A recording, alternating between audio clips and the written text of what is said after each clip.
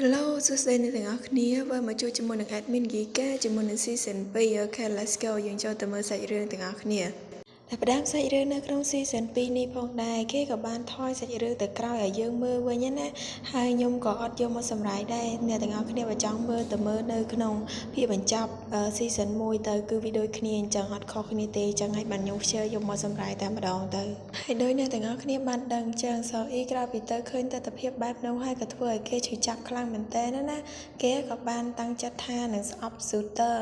គេមិនចង់ចងចាំ Shooter នៅក្នុងអនុស្សាវរីយ៍របស់គេទៀតទេកាត់មកប៉ុន្មានឆ្នាំក្រោយមុននឹងចូល season 2 តួអង្គរបស់យើងគេក៏បានពោលឡើងដែរថាគេរស់នៅធម្មតាសុខសប្បាយធម្មតាទេនៅពេលដែលគ្មានកោ Shooter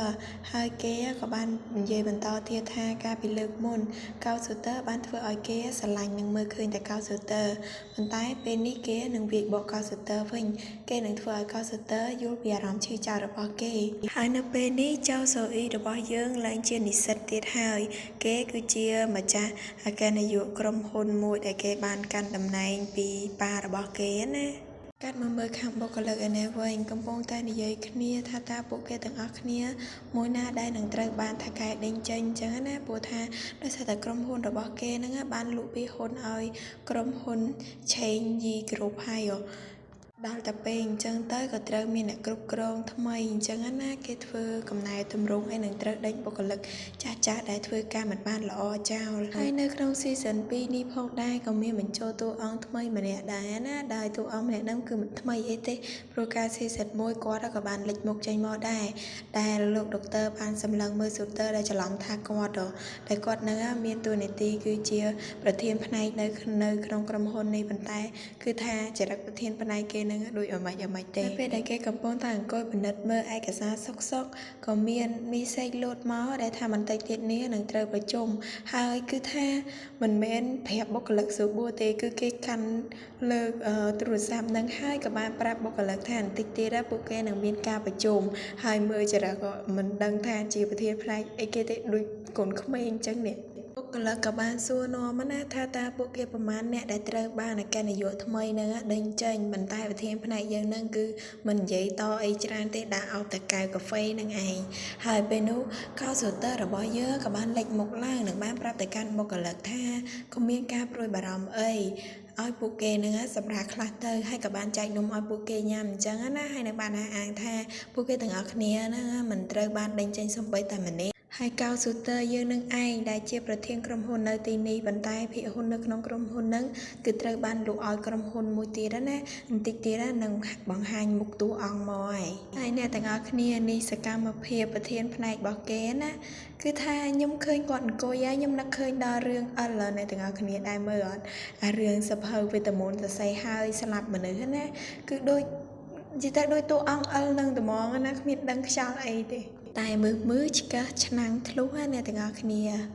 ពេលនោះមិត្តភ័ក្តិរបស់សៅអ៊ីជាមួយនឹងមិត្តភ័ក្តិរបស់កោ Shooter កាលពីនៅរៀនគេក៏បានដើរចូលនៅក្នុងក្រុមហ៊ុននេះបុគ្គលិកទីនោះក៏បានសួរថាពួកគេនឹងមកពីណាហើយពួកគេទាំងពីរនេះក៏បានប្រាប់ថាមកពីក្រុមហ៊ុន Change E Group ហើយក៏បានបញ្ជាក់ដែរថាពួកគេគឺមកពីក្រុមហ៊ុនដែលទិញភាគហ៊ុននៅក្នុងក្រុមហ៊ុននេះឯងហើយសាច់រឿងក៏បានបង្ហាញមុខតួអង្គដែលជាអគ្គនាយកទិញភាគហ៊ុននៅទីនេះតែម្ដងនោះគឺជាជូសូអ៊ីរបស់យើងនឹងឯងគ្រាន់តែជួបមុខគ្នាដំបូងណាសូអ៊ីគឺអត់និយាយអីច្រើនទេគឺមានជាការទេកាភ្លៀង Shooter យកតែម្ដងអានេះអារម្មណ៍ខឹងណាឲ្យចាំនឹងច្រើនឆ្នាំហើយក៏លេចមុខឲ្យឃើញវាយយកទៅមកគុំចាំថ្ងៃនឹងយូរហើយបុគ្គលិកក៏មានការភ្ញាក់ផ្អើលដែលគ្រាន់តែចូលថ្ងៃដំបូងសោះ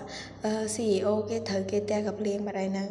ហើយ Shooter របស់យើងក៏អត់មានការប្រកាន់អីដែរគេក៏បានអញ្ជើញសូអ៊ីឲ្យទៅចូលនៅនិយាយគ្នានៅក្នុង office តែ2នាក់ណាហើយរឿង We Best Love ភាគ1នៅក្នុង season 2ក៏បានបញ្ចប់ admin ក៏បានសម្រាយចូលជាមួយនឹងភាគ2ផងដែរគ្រាន់តែចូលមកដល់ខាងក្នុងភ្លាមគឺថាលោកអគ្គនាយករបស់យើងនឹងក៏បានស្រែកសួរទៅកាន់ Shooter តែម្ដងថាតើ Shooter ចង់បានអី Shooter គេក៏បាននិយាយសុំទោសទៅកាន់សូអ៊ីចំណែកសូអ៊ីក៏បានសួរតើសុំទោសគេនឹងបានន័យថាម៉េចShooter ក៏តបខ្ញុំសុំទោសដែលខ្ញុំបានឲ្យឯងរងចាំខ្ញុំប៉ុន្តែសូអ៊ីរបស់យើងគឺមាត់រឹងមែនទែនក៏បានស្ដីឲ្យ Shooter អ្នកណារងចាំឯងខ្ញុំមិនបានសង្ឃឹមថានឹងឃើញមុខឯងនៅថ្ងៃនេះទេ រួចក៏បានបែរខ្លួនដើរចេញប៉ុន្តែសូទ័រក៏បានហៅសូអ៊ីយើងនោះឮតែអញ្ចឹងគេក៏បានបែរមកយ៉ាងលឿនហើយក៏បានស្ដីឲ្យសូទ័រថាអត់ឲ្យហៅឈ្មោះគេអញ្ចឹងទេឲ្យហៅគេអនុប្រធានជោព្រោះដោយសារតែគេមកនៅទីនេះគឺក្នុងនាមជាម្ចាស់ភាគហ៊ុន Change E Group បន្ទាប់ពីប្រាប់តំណែងរបស់ខ្លួនហើយគេក៏បានប្រាប់តែឲ្យសូទ័រហ្នឹងយករបាយការណ៍មកឲ្យគេផងព្រោះថាគេត្រូវពិនិត្យមើលបុគ្គលិកណាត្រូវដកចេញនិងត្រូវទុកបន្តប៉ុន្តែសូទ័ររបស់យើងក៏នៅចង់បកស្រាយពីរឿងរបស់ខ្លួនឯងណាប៉ុន្តែអ្នកខាងនេះគឺមិនស្ដាប់ទេថែមទាំងប្រាប់គេកុំឲ្យរំលឹកពីអតីតកាលទៀតសូអ៊ីក្រោយពីនិយាយចប់គេក៏បានចង់ចេញទៅវិញប៉ុន្តែសូទ័ររបស់យើងក៏បាននិយាយជាមួយនឹងសូអ៊ីដើម្បីការពារបុគ្គលិករបស់គេណាប៉ុន្តែសូអ៊ីរបស់យើងហ្នឹងគឺចិត្តដាច់មែនតើដែលគេបាននិយាយថាបើសិនជាសមត្ថភាពមិនកើតទេត្រូវតែដកចេញទាំងអស់ហ្នឹងព្រោះដើម្បីអភិវឌ្ឍក្រុមហ៊ុននេះឲ្យទៅមុខនៅពេលដែលដើរចេញមកដល់ខាងក្រៅសូទ័រក៏បានព្យាយាមឃាត់សូអ៊ីប៉ុន្តែសូអ៊ីរបស់យើងគឺថាមិនខ្វល់អីតែម្ដងតែចង់ដេញហើយពេលនោះដែរគេក៏បានប្រកាសអ្នកគ្រប់គ្នាថាមនុស្សពាក់កណ្ដាលនៅធ្វើការក្រុមហ៊ុននេះនឹងត្រូវដកចេញអញ្ចឹងហើយឲ្យពួកគេខិតខំប្រឹងធ្វើការបន្ទាប់ពីនិយាយរួចហើយគេក៏បានចេញទៅវិញបាត់ទៅបន្ទាប់ពីសូអ៊ីចេញទៅផុតពួកគេក៏បានឡើងមកនិយាយគ្នានៅឯខាងលើហើយខ្ញុំក៏ចង់ប្រាប់ឈ្មោះរបស់តួអង្គម្នាក់នឹងដែរគឺគាត់ឈ្មោះយូសែនឈៀនអញ្ចឹងខ្ញុំសូមហៅថាសែនឈៀនតែម្ដងទៅដោយតួអង្គម្នាក់នឹងគឺគាត់ស្មានមើលទឹកមុខរបស់សូទ័រថាសូអ៊ីចង់ដេញបុគ្គលិកណាដោយសារតែខឹងសូទ័រថានិយាយនឹងគាត់នៅមួយកន្លែងទេដើរចុះដើរឡើងហើយក៏បាននិយាយបន្តទៀតថាអញ្ចឹងប្រហែលជាគេហ្នឹងខឹងសូទ័រហើយមានរឿងអីមែនឆ្លោះគ្នាមែនហេតុអីបានជាដល់ថ្នាក់ហ្នឹងសូទ័រគេក៏បានតបទាំងឲ្យខ្ញុំណាថាវាជារឿងផ្ទាល់ខ្លួនទេប៉ុន្តែសែនឈៀនហ្នឹងគេក៏បាននិយាយទៅកាន់សូទ័រវាជារឿងផ្ទាល់ខ្លួនប៉ុន្តែវាប៉ះពាល់ដល់ក្រុមហ៊ុនហើយគាត់ក៏បាននិយាយទៀតថាតែបទតាមរបស់សូទ័រហ្នឹងបញ្ជូនសូទ័រឲ្យមកនឹងមែនប៉ុន្តែសូទ័រមិនត្រូវតែធ្វើអ្វីតាមដែលខ្លួនឯងចង់ធ្វើទេសូទ័រនៅពេលដែលអ្នកនិយាយជាមួយគាត់ដើរចុះដើរឡើងធ្វើឲ្យវិលមុខពេកក៏បានចាប់ស្មាសែនឈៀនជាប់ណាហើយក៏បាននិយាយថាសែនឈៀនណាខ្ញុំមិនខ្វល់ថាអ្នកគិតបែបណាមកលើខ្ញុំទេប៉ុន្តែខ្ញុំគ្រាន់តែដឹងថាខ្ញុំគឺជាអ្នកសរសេរគម្រោងធំហើយខ្ញុំក៏មានទំនួលខុសត្រូវនៅក្នុងការទិញយកដែរប៉ុន្តែក្រុមហ៊ុននេះវាគឺជារបស់គ្រួសារខ្ញុំសែនឈៀនគេក៏តបអញ្ចឹងហេតុអីក៏ឯងមិនខាត់គេសូទ័រក៏បាននិយាយបង្វែរដានវ៉ាវនេះបារម្ភពីសុខទុក្ខរបស់បុគ្គលិកខ្លាំងដល់ថ្នាក់នឹងផងល្ងាចឡើងស៊ឺអ៊ីក៏បានត្រឡប់មកផ្ទះវិញហើយនៅពេលដែលគេកំពុងតែដើរចូលផ្ទះនឹងក៏បានឮសលេងរបស់សូទ័រហៅឈ្មោះរបស់គេគ្រាន់តែឮភ្លាមឃើញសូទ័របើកទ្វារចូលក៏ព្យាយាមរត់ទៅទាញទ្វារបិទវិញណាហើយក៏បានសួរថាសូទ័រនឹងមកនឹងធ្វើអីឲ្យសូទ័រនឹងចេញវិញទៅតែសូទ័ររបស់យើងក៏បានព្យាយាមទប់ទ្វារហើយបានប្រាប់សូអ៊ីថាឲ្យពេលគេតែ10នាទីមកបើកែនិយាយនៅអត់ស្ដាប់ទេឥឡូវតាមមកបកស្រាយដល់ក្នុងផ្ទះទៀតប៉ុន្តែសូអ៊ីយើងហ្នឹងគឺថាញញហ្មងគេក៏បានស្ដីឲ្យសូទ័រថាគេនឹងអត់មានអីនិយាយជាមួយនឹងសូទ័រទេខែពីរឿងមុខជំនួញបើសិនជាអត់មានអីទេឲ្យសូទ័រចេញទៅវិញទៅនឹងបានច្រានសូទ័រឡើងមកទៅសូទ័រនៅពេលដែលសូអ៊ីធ្វើអញ្ចឹងមិនខឹងគេហើយថែមទាំងសួរគេទៀតថាហេតុអីបានជាខឹងខ្លាំងដល់ថ្នាក់ហ្នឹងហើយសូអ៊ីយើងគឺថាអស់ពីអីនិយាយជាមួយសូទ័រតែមកទៅចោលគេឡើង5ឆ្នាំហើយសួរថាអ្មេចបានខឹងដល់ថ្នាក់ហ្នឹងសូអ៊ីមិនដឹងថាជាក្តៅប៉ុណ្ណាក្រោយពីឮសំណួរហ្នឹងហើយបើសំបីតែអ្នកសម្រាយនេះក៏មានអារម្មណ៍ថាក្តៅងុំដែរសួរធ្វើពើមិនអស់ចិត្តទេថែមទាំងសុំសូអ៊ីហ្នឹងញ៉ាំបាយពេលល្ងាចជាមួយគ្នាទៀតប៉ុន្តែសូអ៊ីរបស់យើងក៏បានឆ្លើយបដិសេធហើយអ្នកខាងនោះគឺមិនខ្វល់អីទេក៏បានដើរចូលទៅក្នុងផ្ទះបាយតែម្ដងទោះបីជាសូអ៊ីតាមសួរតាមនិយាយអីក៏មិនខ្វល់ដែរសូអ៊ីក្រោយពីនិយាយមិនដឹងសាច់រឿងអីហើយដូចជាខ្លួនឯងឆ្លោះតាមម្នាក់ឯងគេក៏បានដើរចេញមកវិញនឹងបានដោះអាវធំរបស់ខ្លួនឯងនឹងគប់ទៅលើសាឡុងមួយទំហឹងតែម្ដងមិនដឹងតែគ្នាខឹងប៉ុណ្ណាទេងាកមកមើលសូទ័រវិញក៏ធ្វើម្ហូបបណ្ដាស្រមៃទៅអតីតកាលរបស់ខ្លួនឯងកាលនៅត្រូវគ្នាណាដែលពេលនោះដែរគឺថាសូអ៊ីរបស់យើងក៏បានទាមទារឲ្យសូទ័រឆាបាយនឹងដាក់ម្ទេសឲ្យគេផងប៉ុន្តែសូទ័រក៏មិនដាក់ឲ្យព្រោះថាសូអ៊ីរបស់យើងមានបញ្ហាកាពះអញ្ចឹងណាហើយគេក៏បាននិយាយសារសងគ្នាអីអញ្ចឹងទៅពេលនោះសូអ៊ីយើងក៏បានសន្យាមួយគេថានៅពេលដែលសូទ័រមកពីអាមេរិកវិញគេនឹងធ្វើម្ហូបឲ្យញ៉ាំប៉ុន្តែជាក់ស្ដែងមកដល់ភ្លាមកាប់ចាក់គ្នាភ្លាមចាបន្ទាប់ពីធ្វើម្ហូបរួចហើយសូទ័ររបស់យើងក៏បានរៀបចំដាក់តុនឹងបានហៅសូអ៊ីឲ្យទៅញ៉ាំណាប៉ុន្តែសូអ៊ីរបស់យើងណាក៏បាននិយាយទៅកាន់សូទ័រតែកុំឲ្យទៅដើមការងាររបស់សង្សារគេ គេអ្នកខាងនោះឮភ្លាមក៏បានផ្ទួនពាក្យគេថាម៉េចសង្សារហើយសៅអ៊ីរបស់យើងក៏បានតបត្រូវហើយបន្ទាប់ពីឯងទៅអាមេរិកមិនបានមួយខែផងយើងក៏បានតាក់ទងជាមួយនឹងមនុស្សស្រីម្នាក់ស៊ូទ័រឮហើយក៏សួរនិយាយលេងមែនហើយសៅអ៊ីរបស់យើងក៏បានសើចទាំងហួចចិត្តនិយាយលេងខ្ញុំបានស្គាល់នាងតាមរយៈយូជីនឯងដឹងអត់មនុស្សស្រីពិតជាទន់ភ្លន់នាងទន់គ្រប់កន្លែងសូម្បីតែពេលថើបនិយាយរួចហើយគេក៏បានតែចាប់មាត់របស់ស៊ូទ័រនិងបាននឹងអែលើបបោមាត់របស់ស៊ូទ័រណាដែលចង់បញ្ជាក់ថាគឺស៊ូទ័រមិនទន់ភ្លន់ដូចជាមនុស្សស្រីអីចឹងទៅស៊ូទ័រដែលពិបាកស្ដាប់ពេកគេក៏បានវាដៃរបស់ស៊ូអ៊ីចេញឬក៏និយាយថាបានហើយខ្ញុំដឹងថាឯងខឹងខ្ញុំតែឯងមិនចាំបាច់ធ្វើដល់ថ្នាក់នេះទេខ្ញុំដឹងថាខ្ញុំបានធ្វើបាបឯង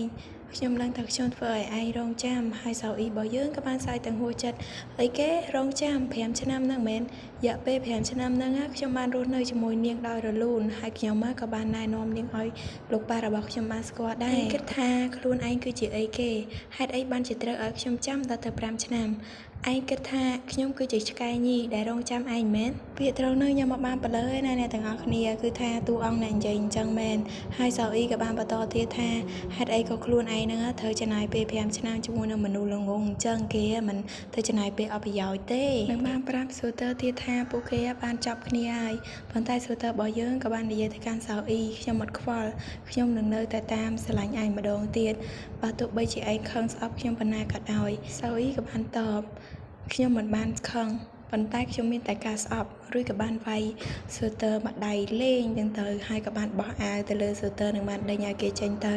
បើសិនជាគេមិនចេញទេគេនឹងប្តឹងប៉ូលីសពីបទរំលោភបំពានមិនខានបន្ទាប់ពីសៅអ៊ីចេញទៅផតស៊ូទ័ររបស់យើងគឺថាអស់សង្ឃឹមក្នុងខ្លួនតែម្ដងតែមិនដឹងថាធ្វើម៉េចដើម្បីអាចបកស្រាយឲ្យគេយល់បានណាថែមទាំងមិនដឹងថាសៅអ៊ីខឹងខ្លួនឯងយើងអីឲ្យប្រកាសបានជាខឹងដល់ថ្នាក់ហ្នឹងស៊ូទ័រក៏បានសរសេរណូតទុកនៅលើតុកន្លែងញ៉ាំបាយហើយគេបាននិយាយថាខ្លួនគេគឺជាអ្នកដែលត្រូវបានសៅអ៊ីស្អប់ប៉ុន្តែអាហារទាំងនេះគឺវាមិនមែនអ្នកដែលត្រូវសៅអ៊ីស្អប់ទេអញ្ចឹងសូមឲ្យសៅអ៊ីញ៉ាំវាផងសៅអ៊ីក្រោយពីអានហើយក៏បានក្តាប់ណូតនឹងយ៉ាងណែណាប៉ុន្តែចុងក្រោយនៅតែញ៉ាំរបស់គេដដែលសាយឡើងក៏បានដល់តួអង្គឯករបស់យើងទាំងពីរនាក់ក៏បានរៀបចំខ្លួនដើម្បីទៅធ្វើការព្រឹកនេះដែរមានការប្រជុំកំណែតម្រង់ថ្មីនឹងត្រូវមើលការងាររបស់បុគ្គលិកប៉ុន្តែទោះបីជាមានប្រជុំធំប៉ុណ្ណាក៏ដោយ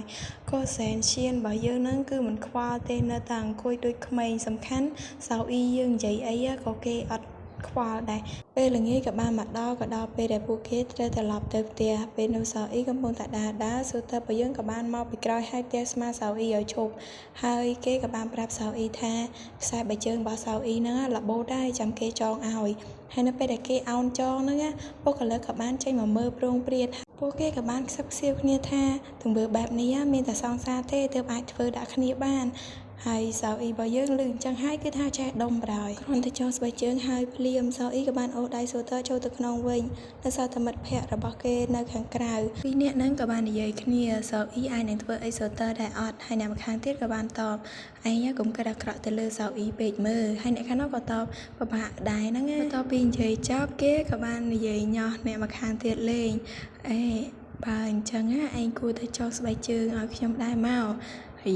យ៉ាសង្ស័យតែពីរអ្នកហ្នឹងតាក់ទងគ្នាទៅមកកាត់មកមើលអ្នកខាងនេះវិញគ្រាន់តែចូលមកដល់ភ្លាមសៅអ៊ីក៏បានសួរទៅកាន់ស៊ូទ័រហេតុអីក៏ឯងធ្វើបែបនេះឯងចង់ឲ្យខ្ញុំខ្មាស់បុគ្គលិកមែនហើយស៊ូទ័រក៏បានប្រាប់ក្រែងខ្ញុំប្រាប់ឯងហើយតើថាខ្ញុំមិននឹងតាមញ៉ាយឯងម្ដងទៀតហើយពេលនេះខ្ញុំកំពុងតែព្យាយាមហើយតើឯងអាចប្រាប់ខ្ញុំបានអត់មានវិធីអីដែលអាចធ្វើឲ្យឯងត្រឡប់មករកខ្ញុំវិញបានមិនថាវាគឺជាអីទេខ្ញុំនឹងធ្វើវាទាំងអស់សៅអ៊ីក៏ញញឹមហើយក៏ដើរទៅបិទទ្វារពេលដែលគេដើរមកវិញក៏បាននិយាយទៅកាន់ស៊ូទ័រថាឯងប្រកាសហើយមែន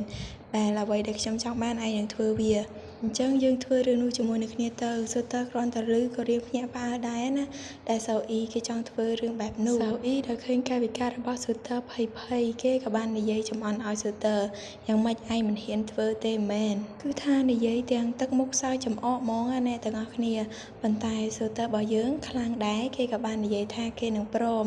គ្រាន់តែឮគេព្រមភ្លាមគឺថាស្ទុះងើបឡើងត្រង់ខ្លួនតែម្ដងតែគេនិយាយគ្រាន់តែចង់ឌឺស៊ូទ័រណាប៉ុន្តែស៊ូទ័រលេងមែនតែនស៊ូទ័រក៏បានបន្តទៀតថាបើសិនជាវាជាអ្វីដែលអាចធ្វើឲ្យសៅអ៊ីអាចជឿគេនឹងព្រមធ្វើ We best love ភាគ2នៅក្នុង season 2ក៏មកដល់ទីបញ្ចប់ចាំតាមអានទស្សនាភាគក្រោយជាមួយខ្ញុំទាំងអស់គ្នាហាមរត់ចោលគ្នាណាអូខេបាយបាយ